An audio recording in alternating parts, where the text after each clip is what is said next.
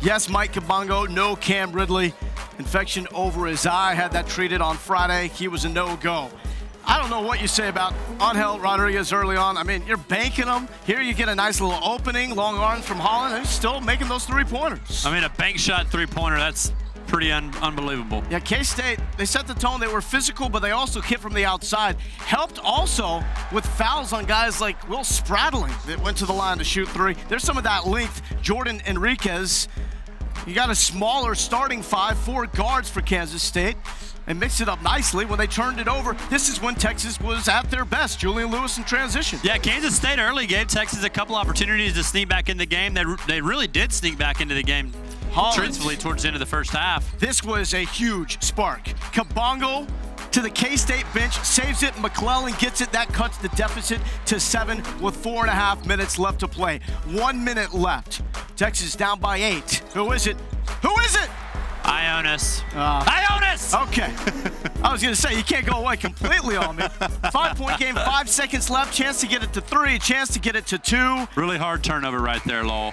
Really hard shot to make from Shane Southwell as well. So you go down by 8 at the break. Still, with the way they played, wasn't a lot of offense because they were sent to the free throw line so much. Look at this ability to stop on the run by Rodney McGruder. Incredible athleticism. McGruder, I mean, he's just a ball player, you know? Only played 2 minutes in the first matchup. Rodriguez, you talk about ball players? You're looking at one right there. And hell. Don't call me Angel. McClellan behind the back, spraddling, falling over. What'd you think about Sheldon's performance overall? I thought Sheldon responded from the situation where he only played 1 minute in the TCU game. I'm not sure how much of that Spradling's athletic ability or Sheldon's move right there. So a guy falling over, that's not because McClellan tied him up? Come on now. McClellan transition, 6.5 minutes left. I think that was the crab step, the European step, something like that. It's a 12-point game, so here we go. You mentioned, though, some of the backbreakers. This was one of them for you, Rodney McGruder for 3. McGruder. Kansas State answered with 2 huge threes, that one and the one from Spradling. I mean, just real momentum killers for Texas.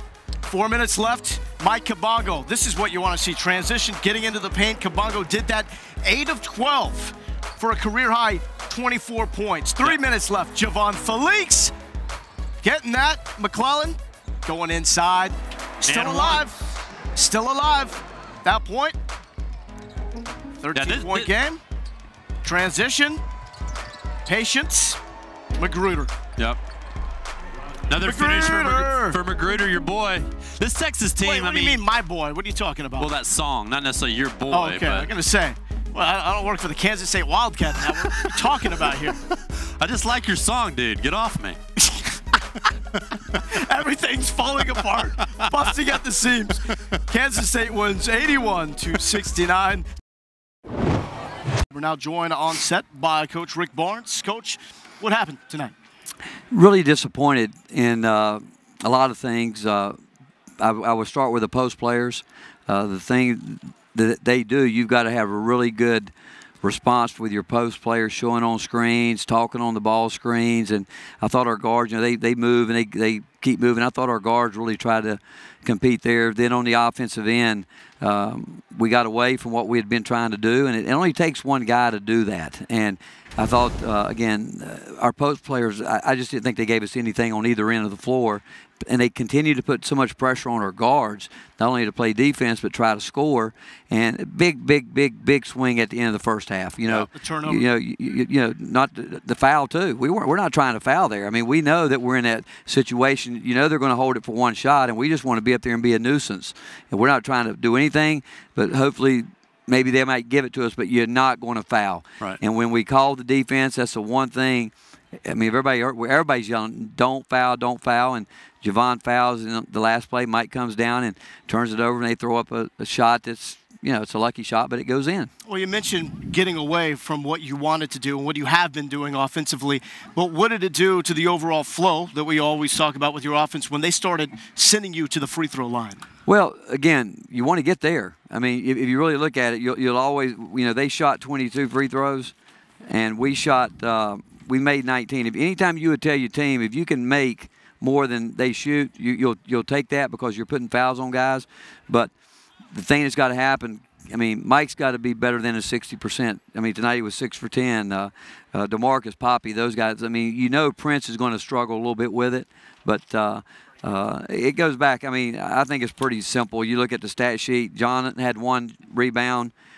Connor Lambert had 2. Poppy had 5, but 4 of them were offensive, and we need him to do it only. And I think that's the mentality he has. He goes to the offensive board, but he doesn't do what he needs to do on the defensive boards. Prince had 2 rebounds, and then when you looked at Mike had 6 and Sheldon had 5. And Jalen came in and really he did a nice job. Jalen came in and had 5 in 15 minutes. And you think about it, John had 1 in 13 minutes. Connor had 2 in 22 minutes. Yeah. And those guys have got to rebound the ball. I mean, it's just that's their job. And then I thought that the shot selection by a couple of the post guys weren't very good. We don't want Poppy with the ball in his hand at the end of the shot clock because he's too methodical with it and he's too easy to defend. And we know it, but he had chances to move it and he didn't. And it's really, I tell you how simple it is. His mother's here. First time she's been here, and something that little. And Drew, you played. I mean, he's distracted. Right. And it's a little subtle thing, but that's where, again, you play against a team like Kansas State who's got mature, experienced guards. They're hard to deal with anyway. They don't need any help, and we helped them in too many ways. Were there warning signs, though? I mean, could you see a performance like this? Well, I talked about it. I talked about it 2 days ago, about all that, the distractions leading up that, that what we have to do. And but, yeah, I think there's things that with young players that's where you probably miss the older guys more than any, away from the court, making them understand the preparation that goes into it. And those are the things that just tonight at the end of the game, even when everyone thinks the game is over, you guys have watched it and you played it. Situation where we're really trying to double the ball, and we said if we get in the backcourt, once we're going to try to double the ball in the backcourt, but if you get into the front court, we want to foul number 1. Javon's standing right beside him, doesn't foul him. The guy dishes it off, and they score. Those are the plays that you can't continue to make. Again, that's just listening. That's being intense. That's being on edge. Right. In terms of Sheldon coming off the TCU game, coming into this game, looking for him to do big things offensive, how did you think Sheldon's game was tonight? Again, off the top of my head right here, just thinking about it, I mean, I know defensively, I know he was trying, but he still gets twisted up some. But what I like about it, I brought him in yesterday and showed him why he didn't play in the game. Right. And I brought him back in today and showed him some other tape of other guys that play his position, what they do. And what I like what Sheldon did was, I know he tried to do some certain things. He's not going to be perfect. He's not. But he came in, and we'd like to see him get more aggressive. A couple times he went in and he actually made a great pass to Connor. Connor didn't catch that pass. That was a great pass. Yep. But and Sheldon can do a lot of different things. It's just the things that you have to do. The detail things that he's got to get a grasp on where he can be consistent. And you go back. I mean, Connor's played a couple really good games back to back. He wasn't as effective tonight. And John, I mean, he looked like he had a piano on his back the whole night. And like I said, and then Poppy, he's gotten away from what he needs to do. Do you think John's hand's still bothering him some, or do you think that has anything to do with it?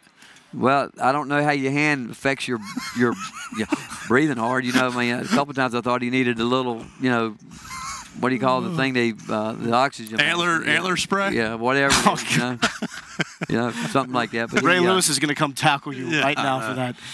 What we knew coming into this season that it was going to be a learning process, a growing process, but this was a group to build for the future. From what you have seen, even with Mike back, how do you feel with this group being the foundation and building around this group? Is this just youth? Do you still feel good about what they can do down the road? I'm disappointed for Mike. I mean, he's waited a long time, and when he's out there, and he doesn't do everything right by any stretch of the imagination, but he's got to get better effort with our post guys, what they get. I mean, that's what disappoints me for him. And if I were him, I'd be upset. I'd be the one in there going off on those guys. I mean, the effort by those post guys have to be better. Tonight, again, Cam, and one thing I will say about Cam, I don't know if he had made a huge difference, but I know one thing, he's played harder over the last 2.5, 3 weeks than he ever has.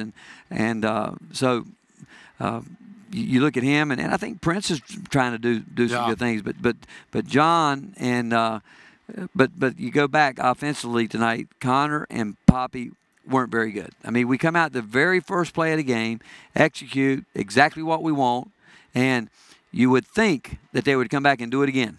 Yeah. But instead of Connor ducking in, he flashes and he doesn't do it. And then we just don't get going that way. Got to regroup.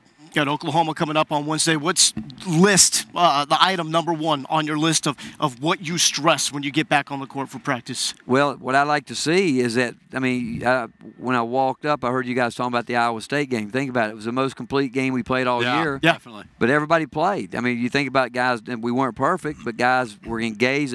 They did things. Our post guys have to be engaged. I mean, they were not engaged, and they were huge in terms of this game plan with how Connor picks up his first foul because he's not in position. Then he fouls a three-point shooter. And I told John Holmes, I said, if you don't do anything else the rest of your career, don't ever foul another three-point shooter. He's fouled more three-point shooters than anybody in the history of Texas basketball, I guarantee you. And you go back and you think he's playing hard. That's not playing hard. Yeah. That's being out of control.